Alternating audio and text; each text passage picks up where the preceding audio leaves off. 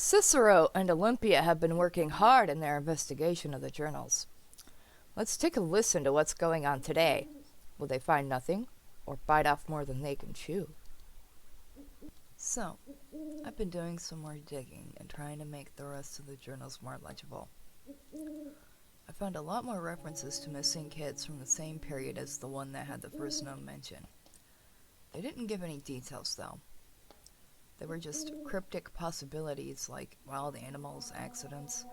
What bothers me most is that they added up to 15 disappearances. One or two kids, I would believe accidents or wild animals, but 15? No way, Cicero said, shaking his head. Maybe they wrote the journal to throw someone off, and they really took them, killed them, and buried them out here or something. Olympia shot him a look. You've been reading way too many crime novels.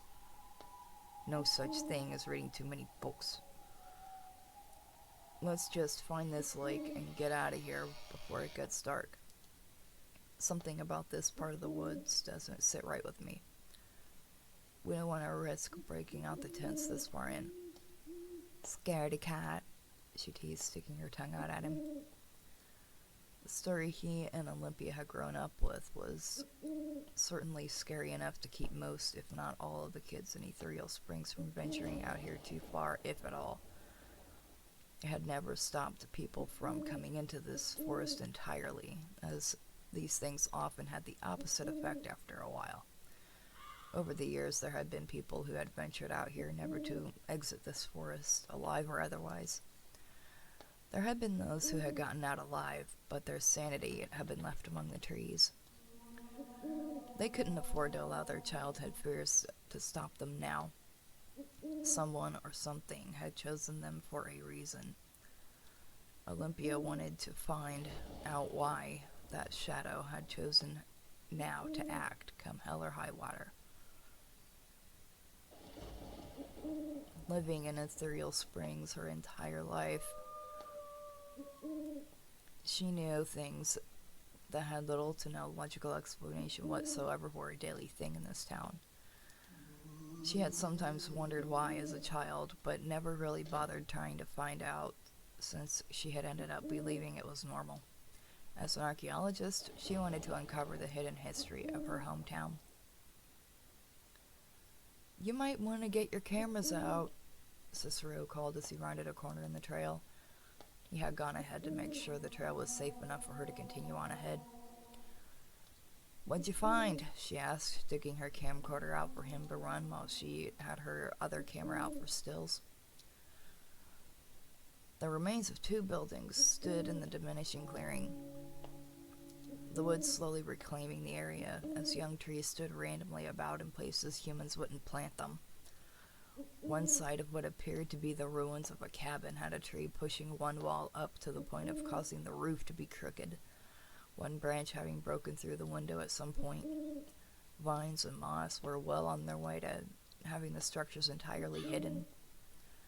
Saplings peeked out of various places under the porch area of the house, which also contained a single chair and a small table. In spite of the exposure to nature, the furniture seemed to be in fairly decent condition. There was very little moss on the walls of the small cabin, although the floor was more roots than anything else, and the ceiling looked as if it could collapse at any moment.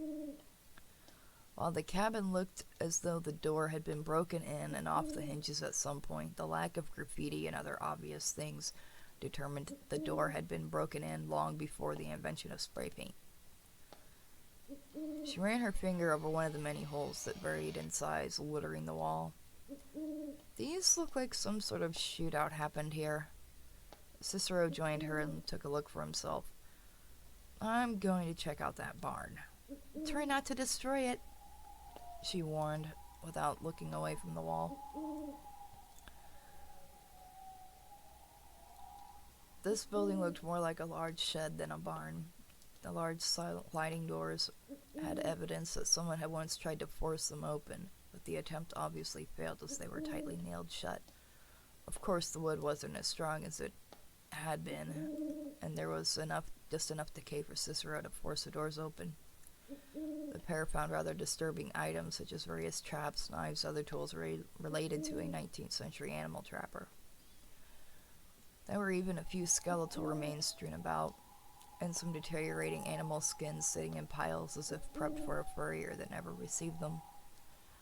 Centuries of dust and decay polluted the air. Regardless of the time that had passed since the last day of use, the property still held an overpowering reek. Even though they were outdoors, it was obvious they had found a trapper's homestead. But whether it was the one that matched the legend and the diary entries was still unanswered. That was topped with a strong coat of foreboding so thick it was almost tangible. What made the feeling worse was the fact that he had never for a single second noticed there was this level of negativity anywhere in or near city limits, definitely not this far from a certain place no one spoke of. Yet here it was.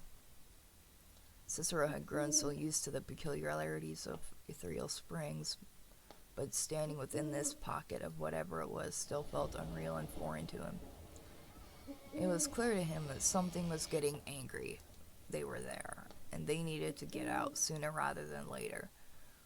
There were no words to express the amount of relief that rushed through his veins when Olympia decided they should look for the lake. She was equally creeped out by this lone residence and wanted to reach their goal so they could go home as quickly as possible. Topping off what they already felt, it was getting cold and dark faster than what seemed normal.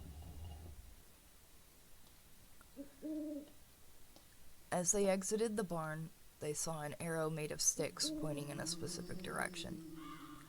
The pair tossed each other a look, neither really sure what to make of this. They hadn't heard anyone walking around while they were in the barn, and they knew they hadn't been followed because the journals were still their secret. Whether it was some sort of trap, they didn't know, but they also didn't think it was safe for either of them to be alone out here, considering all the rumors and, of course, the legend. Checking their phones, they decided to finish what they came here to do. The trail was overgrown, but they could tell one had once been here. It took them about half an hour to reach the end of it, and what they found was enough to stop them in their tracks. The lake, or what was left of it, had indeed dried up at some point, but what was on the lake bed was much more than they had ever imagined possible. There were at least a dozen large stones littering the bottom, and almost dead center was what appeared to be a massive sand deposit. Olympia bit her lip and looked at Cicero. They knew what could have happened to those missing children from more than a century ago now. They didn't want to risk getting trapped at the bottom of an unknown lake, so they just did what they could with the zoom functions on the cameras. The images on the screens confirmed their suspicions.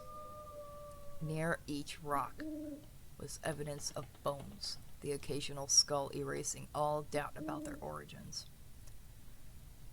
Think we should call someone about this? I have no idea. On the one hand, they do deserve better than this, but if we did call this in, we can't be certain anyone would take it seriously enough to come get them. No sooner had the words left Olympia's mouth did a single crash of thunder interrupt the silence of nature around them. An isolated wind seemed to pick up the sand at the bottom of the lake, creating a sand tornado. Nowhere around them was there any amount of breeze. The spectacle was enough to have the duo turn tail and start running. Now join them. So, it seems Olympia's hunch was right on the money, allowing her and Cicero to see the proof for themselves. We'll have to wait to see if they took that truth to their graves or survived to tell the tale. Slap that subscribe button and hook that rope to the bell so you'll be notified when there is a new piece to the puzzle hidden within the series. If you liked the story, hit those like and share buttons so others can enjoy the mystery as it unfolds. Leave a comment if you wish. I'm always looking for ways to improve the quality of my writing. And remember, life would be boring without a few scares.